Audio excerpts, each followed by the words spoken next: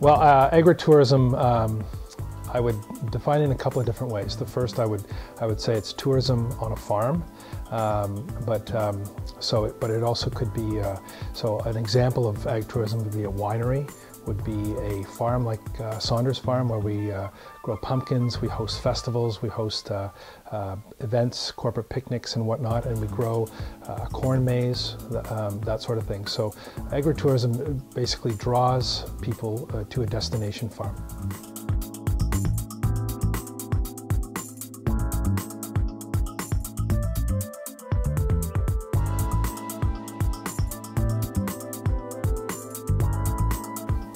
Well, produce had been declining over the late 80s and early 90s.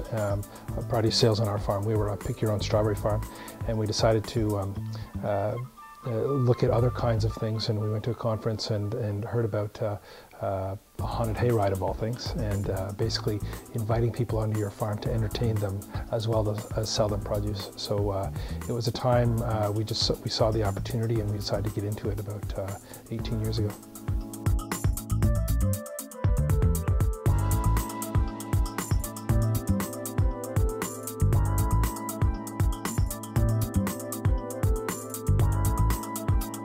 There was nothing else like it in our area, in Canada. I would say that we're one of the pioneers of ag tourism in Canada, so that's a real challenge because we didn't have books and resources and all that sort of thing to help us out. And then also convincing local municipalities that it was a viable operation to invite people onto a farm to entertain them and then ultimately sell them more products. But now that's changed. There's a whole lot of resources out there.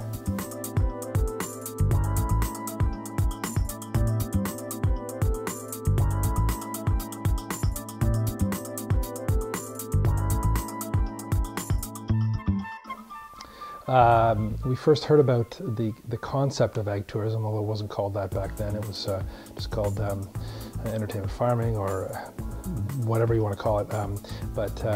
We first heard of it at a conference put on by a provincial marketing association called Ontario Farm Fresh, and then we started attending those conferences provincially every year, and then an international conference called NAFTMA, which is the North American Farmers Direct Marketing Association, and they were instrumental in putting us together with other like-minded farmers to get ideas and share ideas and to take our farms in a different direction.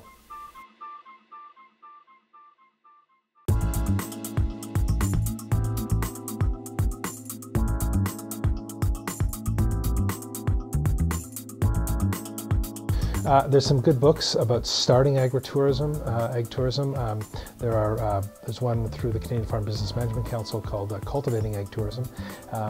There are great resources at the provincial level and now even at the local level, and that's been very helpful. But it's also working with tourism associations and getting them to understand the great potential for tourism in the countryside, because Canada's got a whole lot of it, and we have a lot of farms and we have a lot of interesting farms, and if we can get more people to visit those farms, it would just create a really great opportunity for rural economic development across this country.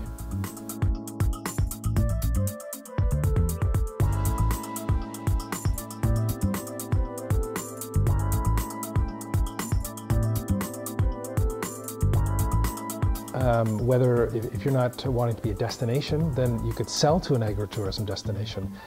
So that's one way to get into it. So instead of going to a farmer's market or selling to a large wholesaler, you can actually sell to other destination farms around you if there is one, or across the country if you wanted to get in touch with them. But if you have a unique product to sell. But I do think that there's an opportunity. I mean, ultimately, ag tourism connects the consumer directly with the customer, or the customer directly with the farmer, and that is a great success because the farmer will get the most value out of that transaction.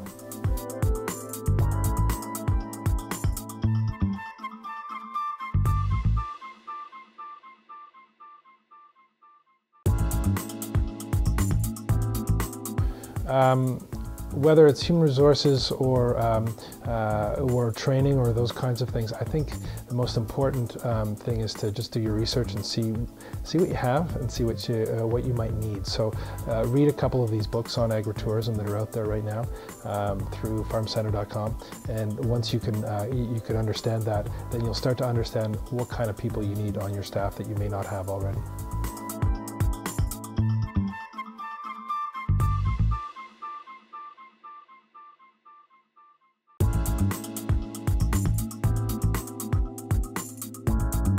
Well, not as big as one might think. I've seen destinations that are 2 to 3 hours from a metropolis in the US and in Canada that have thriving businesses. The scale will definitely be affected. If you have 10 million people, if you're in Toronto and you have 10 million people within an hour's drive, yes, you can have a bigger scale. But with scale comes cost and all those other things. So it's not what you make, it's what you keep. So I think there are opportunities across Canada in lesser populated areas. There are opportunities, and you know, great destinations. People will go to great destinations and they'll find you.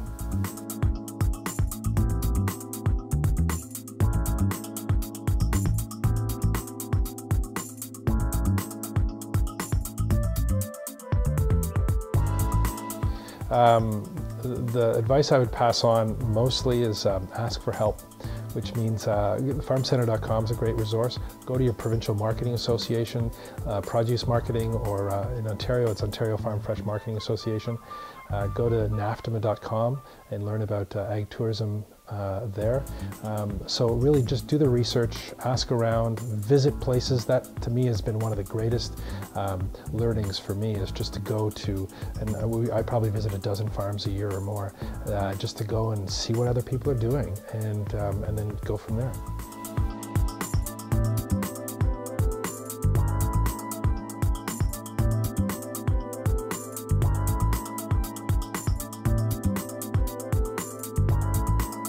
Well, I see it's bright. As I mentioned earlier, we've got a whole lot of space in Canada. We have a lot of rural property, and we have a lot of urbanization is increasingly becoming more intense. And these people who are living in the city are increasingly disconnected with the community, with the land around them. And we have offer an opportunity to forge that connection and make a little bit of money at it. And that's ultimately what we can achieve is a thriving business in a rural setting. So I think that there's a great opportunity. I think agritourism has been going on for 15, 20 years in Canada, and it's just getting going. I think there's going to be a huge opportunity over the next 20 years.